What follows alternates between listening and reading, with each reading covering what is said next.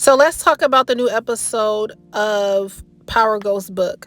So Tariq and I keep wanting to call this girl Tasha because now it's reminding me of Ghost and Tasha, but they're literally talking about the baby. He asking questions like, how you even know this my baby? Because last time I checked that you was sleeping with Salim the Dream, and she was. So she was like, nah, I was using protection with him. Like, you are the daddy. So he like, all right, cool. Now Kane is like, okay, I'm going to keep it real with y'all. I'm done with y'all. Like, you literally try to kill my mama and y'all trying to think like everything's going to be good after that.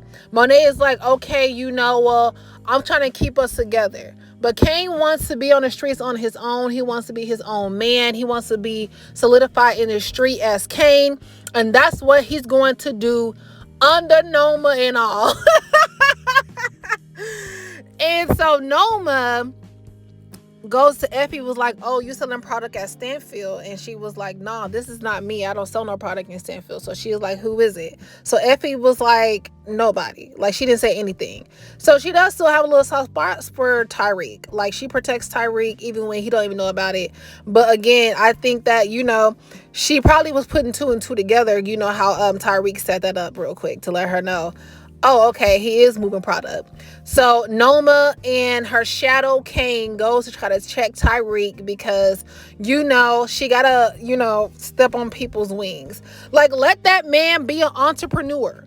Like, Tariq is trying to get his own money in his street. He got bills to pay. He got a mama and witness protection. Like, he got stuff to do, Noma. You ain't paying enough for my boy, okay?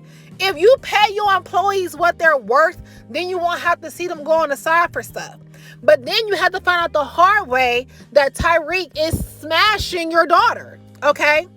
Checkmate, because one thing he gonna do is check you. Now, my whole thing is this, like, do Noma got some goodie or what? Because Davis want her and Kane wants her. But then I started to think about, like, they all are trying to use Noma for a come up. Kane trying to get a come up in these streets. And y'all remember that Davis is broke. He ain't got no money, so he trying to use Noma too. And Kane like, this is me. And Davis like, look, this is me too. And my thing is this. Who is this guy? I call him Vampire in Brooklyn because at first I thought he had braces until he opened his mouth and he has those freaking fangs. And Kane did all that just for her to sleep with Davis is wild, because who is going to pass up on Davis, okay? Davis is fine, okay? That man is fine, so anybody's going to pass up on Davis. And she wanted Davis as well, like he's more on her level. But he ain't trying to do nothing but use you, girl, so watch out. Now, Monet is out here on her lonely, out here in these streets trying to make a comeback, and she finally convinces Drew to help her, which, like I said, Drew is not ready. That's why he was in that museum trying to go back to drawing. He is not ready for the streets. He's not ready for any of that. And look what happens when you let Drew run your operations. You get caught up. And Monet, why you out there with your good fur? Looking like a New Jersey housewife.